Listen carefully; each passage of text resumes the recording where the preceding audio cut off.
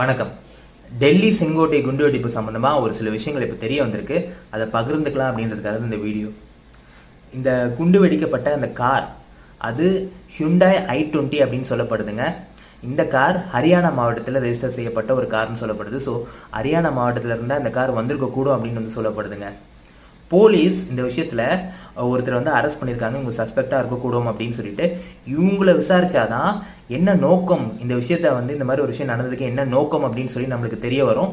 So இவங்கள வந்து police விசாரிக்கணும், என்ன நோக்கம்னு வந்து நிச்சயமா வந்து நம்மளுக்கு தெரிய வரணும்.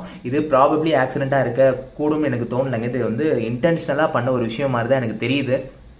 அதுவும் மக்கள் நிறைய பேர் என்ன சொல்றாங்கன்னா, ஆப்ரேஷன் சிந்தூருக்கு பதிலடி தர விதமா ஒரு விதத்துல ஒரு நோக்கத்துல இதை யாராச்சும் செஞ்சிருக்க கூடும் அப்படின்னு சொல்றாங்க.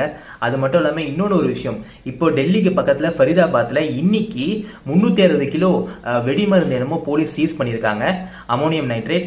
அதுவும் இந்த விஷயத்துக்கும் சம்மந்தம் இருக்கணும் வந்து சொல்றாங்க. ஸோ போலீஸ் இது எல்லாத்தையும் கருத்துல கொண்டு விசாரணை நடத்தணும்னு நான் சொல்றேன். அதே மாதிரி 13 பேர், கிட்டத்தட்ட 13 பேர் இந்த விஷயத்தினால வந்து உயிரிழந்திருக்காங்க. உண்மையிலே மனசு வலிக்குதுங்க, ரொம்ப ரொம்ப கஷ்டமா இருக்கு. 13 பேர், அதுவும் நம்ம நாட்டில் நடக்கிற விஷயங்கள்லாம் இப்போ கொஞ்ச நாளாக பார்க்கும்போது ரொம்ப கவலைக்கிடமா இருக்கு.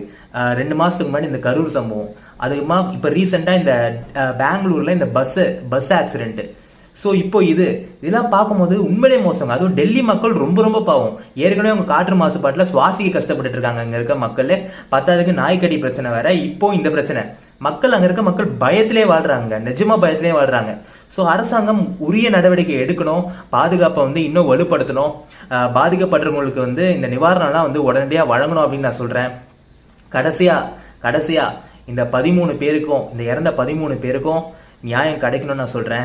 யார் இதை செஞ்சிருந்தாலும் அவங்களுக்கு வந்து நிச்சயமா தண்டனை கிடைக்கணும், நியாயம் கிடைக்கணும் அப்படின்னு சொல்லிட்டு இவங்க எல்லாருக்கும் என்னோட ஆழ்ந்த இரங்கலை தெரிவிச்சுட்டு இந்த வீடியோ முடிக்கிறேங்க. பார்ப்போம்.